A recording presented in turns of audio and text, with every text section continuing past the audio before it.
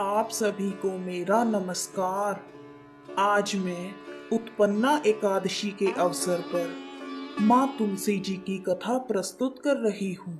आइए शुरू करते हैं। सर्वप्रथम आप सभी को एकादशी माता की उत्पत्ति के दिवस की हार्दिक शुभकामनाएं। जय माता की। एक बार शिव भगवान ने अपना तेज समुद्र में फेंक दिया था। उस तेज से एक महातेजस्वी बालक ने जन्म लिया।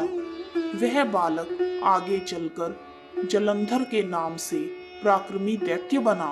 उसकी राजधानी का नाम जालंधर नगरी था। उसका विवाह दैत्यराज कालनेमी की पुत्री वृंदा के साथ हुआ। अपनी सत्ता के अहंकार में वह देवी पार्वती को पाने की लालसा से कैलाश पर्वत पर गया। उसने अपनी माया से भगवान शिव का ही रूप धारण कर लिया और पार्वती जी के समीप गया, परंतु देवी पार्वती ने अपने योग बल से उसे तुरंत ही पहचान लिया तथा वह अंतर्ध्यान हो गई। देवी पार्वती ने क्रुद्ध होकर सारा वृतांत भगवान विष्णु को सुनाया। जालंधर की पत्नी वृंदा एक पतिव्रता स्त्री थी। उसके पतिव्रत धर्म की शक्ति से जालंधर को ना तो मारा जा सकता था और ना ही वह पराजित हो सकता था। इसलिए जालंधर का नाश करने के लिए वृंदा का पतिव्रत धर्म भंग करना बहुत ही जरूरी था। इसी उद्देश्य से भगवान विष्णु एक ऋषि का वेश धारण करके वन में जा पहुँचे, जहाँ वृंदा अकेली भ्रमण कर रही थी। भगवान श्री हरि के साथ दो मायावी राक्षस भी थे, जिन्हें देखकर वृंदा भयभीत हो गई। ऋषि ने वृंदा के सामने पल में ही दोनों राक्षसों को भस्म कर दिया। उनकी शक्ति देखकर वृंदा ने कैलाश पर्वत पर महादेव के साथ युद्ध कर रहे अपने पति जालंधर के बारे में पूछा। ऋषि ने अपनी माया जाल से एक वानर को प्रकट किया और वानर के हाथ में जालंधर का सिर था और दूसरे हाथ में धड़। अपने पति की यह दशा देखकर वृंदा मूर्छित होकर गिर गई।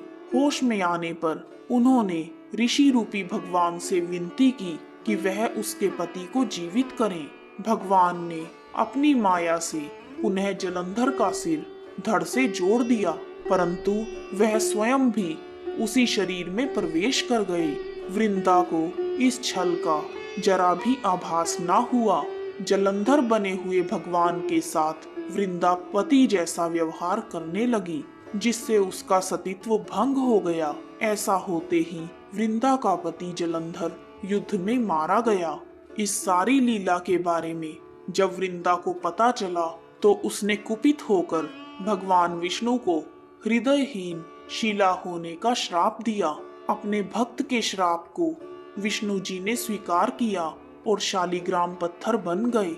सृष्टि के पालनहारी भगवान श्री हरि के पत्थर बन जाने से ब्रह्मांड में असंतुलन की स्थिति हो गई। यह देखकर सभी देवी देवताओं ने वृंदा से प्रार्थना की कि वह भगवान विष्णु को श्राप मुक्त करे। वृंदा ने विष्णु जी को श्राप मुक्त करके स्वयं आत्मदाह कर लिया। जहाँ वृंदा भस्म हुई थी वहाँ तुलसी का एक पौधा उगा। भगवान विष्णु ने वृंदा से कहा, हे वृंदा, तुम अपने सतीत्व के कारण मुझे लक्ष्मी से भी अधिक प्रिय हो गई हो। अब तुम तुलसी के रूप में सदा मेरे साथ रहोगी। इस प्रकार श्री हरि विष्णु भगवान तथा तुलसी जी की कथा पूर्ण हुई। वीडियो को अंत तक देखने के लिए आप सभी का हार्दिक धन्यवाद।